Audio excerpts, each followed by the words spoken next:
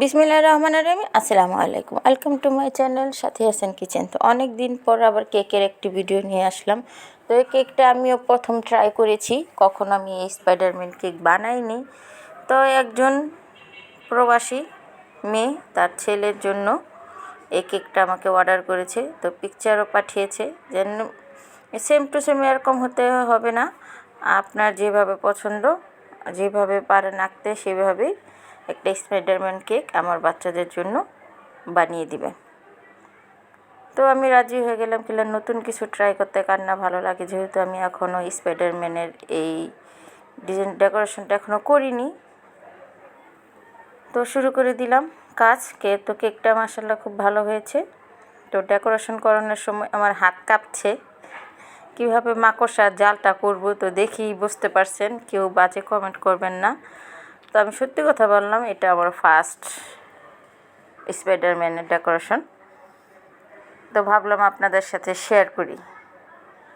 তো কেকটা খুবই স্পেশাল ছিল। তার বাচ্চা মাদ্রাসায় পড়ে, তো পরীক্ষায় সে পাশ করেছে। তো পাশ করার গিফট হলো এই কেক বাচ্চার জন্য। তো বাচ্চা অনেক কেক পছন্দ করে, তো বলছে যে না, আমাকে স্পাইডারম্যান কেক দিতে হবে। তো সেই কারণে স্পাইডারম্যান ডিজাইন করা। তো কেকটা বানালাম। তো সামনাসামনি বাস্তবে মাশাআল্লাহ খুবই ভালো হয়েছে। তো কেকটা ডেলিভারি ছিল ফ্রাইডে। তো ভাবলাম আমরা দুজনেই নিয়ে যাই কেকটা ডেলিভারি দিতে। তো আনিশার আব্বু আর আমি চলে গেলাম। তো যে বাচ্চাদের জন্য কেক, সেই বাচ্চা সেই গেট খুললো, খুলে দেখলো আমরা গেছি কেক নিয়ে। তো ওরা তো খুব খুশি যেন ওদের কেক চলে গেছে।